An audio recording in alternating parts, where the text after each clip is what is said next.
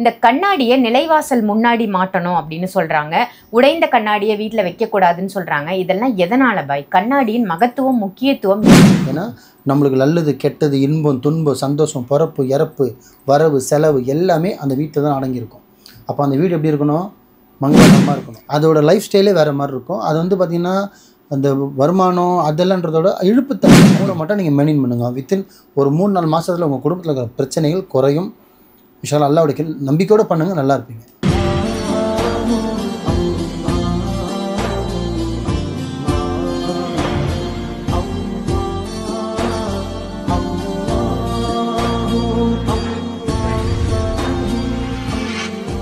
மர்ஜன் மணியர்கள் அனைவருக்கும் அன்பான வணக்கங்கள். புழல் காவாங்கரை எம்எம் டவர்ஸ்ல இருக்கக்கூடிய மாலிக் பாய் அவர்களை தான் சந்திக்க வந்திருக்கோம். வணக்கம் பாய். வணக்கம்மா. பாய், இன்னைக்கான டாபிக் என்னன்னா கண்ணாடி. இந்த கண்ணாடியை நிலைவாசல் முன்னாடி மாட்டணும் அப்படின்னு சொல்றாங்க. உடைந்த கண்ணாடியை வீட்டில் வைக்கக்கூடாதுன்னு சொல்றாங்க. இதெல்லாம் எதனால பாய்? கண்ணாடியின் மகத்துவம் முக்கியத்துவம் என்ன? ஆக்சுவலி வந்து கண்ணாடி நம்ம அசால்ட்டாக சொல்லிடுறோமா.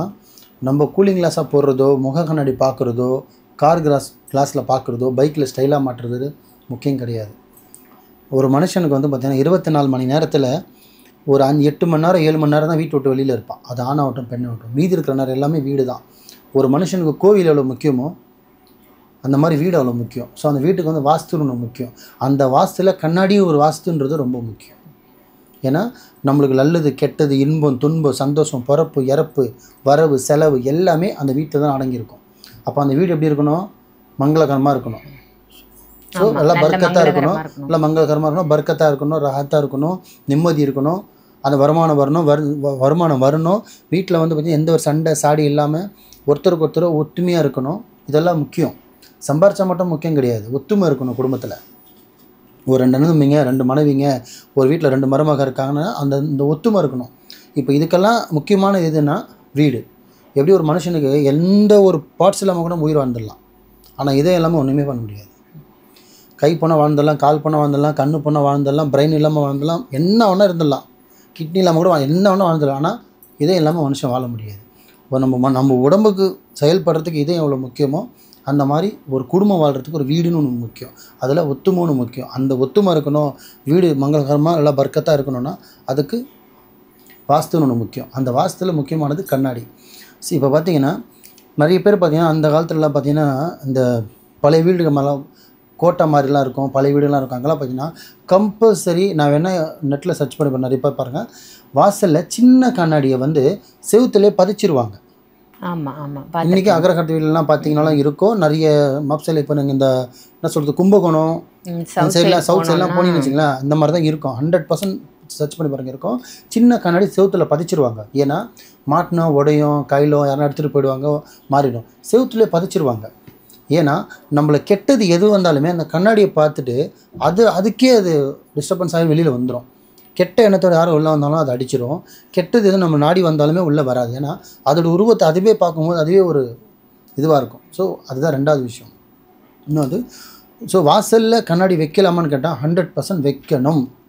நீங்கள் விநாயகர் பழமோ இல்லை ஆயத்தல் குறிச்சி வைக்கிறீங்களோ, யாசியம் வைக்கிறோமோ, இல்லை நிறைய பேர் ஃபோட்டோ மாட்டுவாங்க, என்ன சொல்லுவாங்க புத்தர் சிலை மாட்டுவாங்க, சில பேர் பார்த்திங்கன்னா விநாயகர் வைப்பாங்க, சில பேர் சிலுவை வைப்பாங்க, சில பேர் வசனம் எழுதுவாங்க கிறிஸ்டினில் கூட. இதெல்லாமே ஒரு முக்கியம் அப்படின்னும் போது எந்த ரிலீஜனும் பார்க்காம மாட்ட வேண்டிய ஒரே விஷயம் கண்ணாடி. இஸ்லாத்துக்காரனும் மாட்டிக்கலாம், எங்காலமும் மாட்டலாம், கிறிஸ்தவரும் மாட்டலாம், ஹிந்துஸும் மாட்டிக்கலாம். ஏன்னா கண்ணாடின்றது காமன். அது வந்து யாருன்னா வச்சுக்கலாம். ஏன்னா சில பேர் வந்து நான் வந்து ஆயத்தை தான் மாட்டுவேன்னுவாங்க, சில பேர் நான் முருகர் தான் வைக்கிறேன்னுவாங்க. இது வந்து யாருக்குமே பிரச்சனை இல்லை. நீங்கள் அப்பார்ட்மெண்ட் இருக்கட்டும், ஃப்ளாட்டாக இருக்கட்டும், இண்டிவிஜுவல் ஹவுஸாக இருக்கட்டும், யாரும் உங்களை டவுட் பட போகிறதே கிடையாது. ஸோ தயவு செஞ்சு வாசலில் கண்ணாடியை வைங்க. ஏன்னா எந்த ஒரு கெட்ட எண்ணத்தோட வீட்டுக்குள்ள எவனும் காலையே வைக்க முடியாது. வச்சாலுமே அவனுக்கே ரீஃப்ளெக்ட் பண்ணி அவனுக்கே அது அடிக்கும். ஸோ 2 அதே மாதிரி வெளியில் வைக்கிறது முக்கியம்னா உள்ளே வந்த உடனே கொஞ்சம் கண்ணாடி மாட்டுற மாதிரி வச்சிங்கன்னா இன்னும் நல்லது வீட்டுக்குள்ளே. ஸோ 2 3வது ஒரு விஷயம் என்னென்னு கேட்டிங்கன்னா, பெட்ரூமில் கம்பல்சரி பீரோ வாங்கினாலும் சரி, இல்லை கபோர்டு வாங்கினாலும் சரி, ட்ரெஸ்ஸிங் டேபிளும் சரி, இல்லை நீங்கள் மாடலாக வீடு கட்டினாலும் கம்பல்சரி ஒரு இல்லாதப்பட்ட வீடாக இருந்தால் கூட ஒரு பீரோவில் கண்ணாடின்னு ஒரு விஷயம் இருக்கும் இல்லைங்களா. மிடில் கிளாஸாக இருந்தால் கூட கண்ணாடின்னு ஒரு விஷயம் இருக்கும். ஸோ இது கொஞ்சம் ஓப்பனாக தான் பேசி ஆகணும், வேறு வழி கிடையாது. எதுக்காக இவ்வளோ டீட்டெயிலாக சொல்கிறேன்னா மக்களுக்கு சில விஷயம் புரியணுன்றதாக தான் சொல்கிறேன். இப்போது ஆணாகட்டும் பெண்ணாகட்டும், மேரேஜ் பிஃபோர் ஆகட்டும் மேரேஜ் ஆஃப்டர் ஆகட்டும், சின்ன பசங்களுக்கு கணக்கு கிடையாது. குறிப்பிட்ட ஏஜுக்கு அப்புறம் ஆகிட்டோன்னும் போது குளியல் அறையில் நம்ம பாத்ரூமில் குளிச்சுட்டு ஃபஸ்ட்டு குளியல் பார்த்தீங்கன்னா எங்களுதில் 2-3 விஷயம் இருக்குது. குளிக்கிறதே பார்த்தீங்கன்னா உடம்புல துணியோடு தான் குளிக்கணும்னு சொல்லுவாங்க. துணி இல்லாமல் நிர்வாணமாக குளிக்கவே கூடாது. ஆணாக இருக்கட்டும் பெண்ணாக இருக்கட்டும், அதுவே ஒரு தரித்திரம். இது ஒன்று.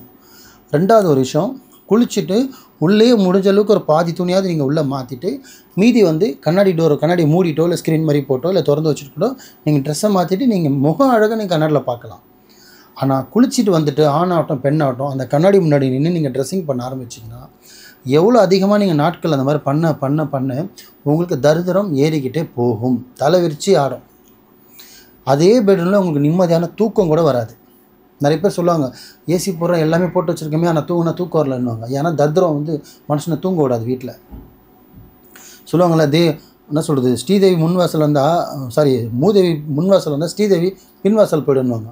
அந்த மாதிரி கம்பல்சரி நடந்துடும். இந்த ஆணாகட்டும் பெண்ணாகட்டும் கண்ணாடின்ற விஷயத்துக்கு முன்னாடி வந்து ட்ரெஸ் இல்லாமல் வந்து நியூடாக நின்று ட்ரெஸ் மாற்றுறதோ இந்த வேலையை வச்சுக்காதீங்க முடிஞ்சளவுக்கு. 2வது, ஏன்னா கண்ணாடிக்கு அவ்வளோ ஒரு முக்கியத்துவம் நீங்கள் கொடுத்து தான் ஆகணும். அதே மாதிரி வீட்டில் நீங்கள் பயன்படுத்துகிற பொருளை கூட பார்த்திங்கன்னா முடிஞ்சளவு கண்ணாடியில் பயன்படுத்தி பாருங்கள். உறவினர் எல்லாம் வெளியால் வராங்க, கெஸ்ட்டு வராங்கன்னும் போது காஃபி ஆகட்டும் டீ ஆகட்டும் எந்த ஒரு பொருளாகட்டும் கண்ணாடி பொருளில் கொடுத்து பழகுங்க. அப்படி இல்லைன்னா ஜாடின்ற விஷயத்தில் கொடுத்து பழகுங்க.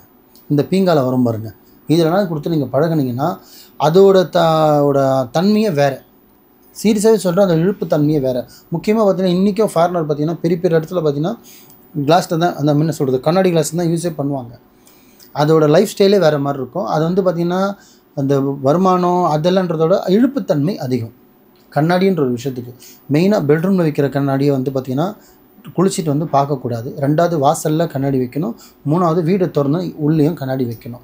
கண்ணாடின்ற விஷயத்துக்கு இந்த 3 மட்டும். அதே மாதிரி வந்து பார்த்திங்கன்னா முக்கியமானது ஒன்று, கண்ணாடி எங்கன்னா ஸ்க்ராச்சஸ் ஆகிடுச்சு உடஞ்சிச்சின்னா தயவு செஞ்சு ஃபஸ்ட்டு அதை மாற்றிடுங்க. உடஞ்ச கண்ணாடி வைக்காதீங்க. அதே மாதிரி சில கண்ணாடியில் பார்த்தீங்கன்னா மேலே இருக்கிற அந்த இதெல்லாம் கொட்டிடும். ஒரு மனுஷன் மேலே இருக்கிற அந்த பவுடர்லாம் கொட்டிட்டு வெறும் இரும்பு மாதிரி உடஞ்சி போனது தேஞ்சு போனதுலாம் இருக்கும். அந்த மாதிரிலாம் தயவு செஞ்சு வைக்காதீங்க. ஃபஸ்ட்டு மாற்றிடுங்க. இதெல்லாம் மாற்றிட்டு கரெக்டான நீங்கள் கண்ணாடி மெயின் இந்த 3 விஷயம் ரொம்ப நீங்கள் கடைப்பிடிக்க வேணாம். 1 வாசலுக்கு வெளியில், 1 வாசலுக்கு உள்ளே, 3வது பெட்ரூமில் வைக்கிற கண்ணாடி. இந்த 3 மட்டும் நீங்கள் மெயின்டைன் பண்ணுங்கள். வித்தின் ஒரு 3-4 மாதத்தில் உங்கள் குடும்பத்தில் இருக்கிற பிரச்சனைகள் குறையும். விஷயம் அல்லாஹ்வுடைய நம்பிக்கையோடு பண்ணுங்கள், நல்லா இருப்பீங்க. சூப்பர் பாய், சிறப்பு. கண்ணாடிக்கு இவ்வளவு மகத்துவங்கள் இருக்கா அப்படின்னு அசந்து போகிற அளவுக்கு ரொம்ப அழகாக விரிவாக 3 பார்ட்டாக பிரித்து ரொம்ப தெளிவான விளக்கமாக கொடுத்தீங்க பாய். நன்றி. நன்றிம்மா.